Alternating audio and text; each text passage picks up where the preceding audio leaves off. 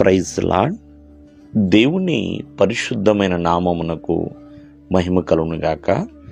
ప్రభు నామమున మీ అందరికీ హృదయపూర్వక వందనాలు. ఈ ఉదయకాలము దేవుని వాక్యాన్ని విందాం. యాకోబు రాసిన పత్రిక 4వ అధ్యాయము 8వ వచనము. ప్రభువు రాక సమీపించుచున్నది గనుక మీరును ఓపిక కలిగి ఉండుడి, మీ హృదయములను స్థిరపరచుకొనుడి. చక్కటి దేవుని మాట ఇక్కడ మనకు కనబడుతుంది. దేవుని రాక, ఆ నజరేయుడైన యేసుక్రీస్తు వారి యొక్క రెండవ రాకడ సమీపముగా ఉన్నదని భక్తుడైన యాకోబు తెలియచేస్తున్నాడు.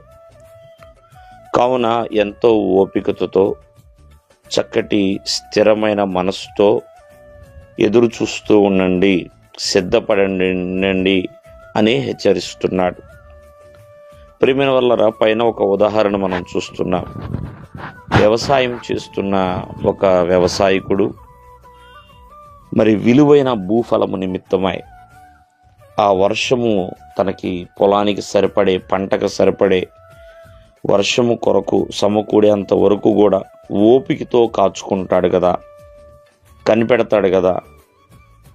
అంటే చూడండి, ఇక్కడ రైతు, ఆ వ్యవసాయకుడు విలువైన భూఫలము నిమిత్తమై ఎంతో ఓపికతో కనిపెడుతున్నాడండి.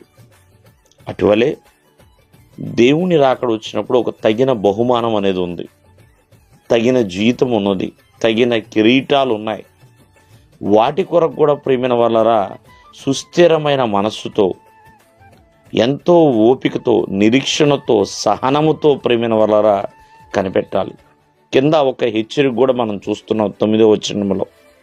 ఒకరి మీద ఒకళ్ళు సనుక్కోబాకండి, ఎందుకంటే న్యాయాధిపతి వాకిటి నిలిచి ఉన్నాడు. అంటే దగ్గరలో ఉన్నాడండి ఆయన, మన ఇంటి ముందే ఉన్నాడు.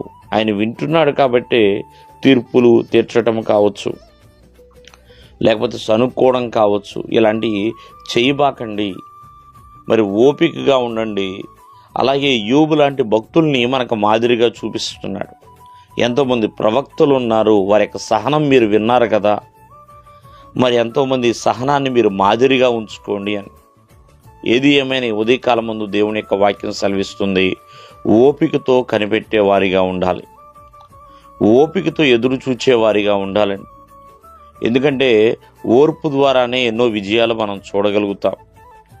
అలాగే దేవుని రాకడ కొరకు కూడా చాలా ఓపికగానే మనము ఎదురు చూచుట వలన తగిన ప్రతిఫలాన్ని పొందుకుంటాము. దేవుడి మిమ్మల్ని దీవించునుగాక. ఆమేన్.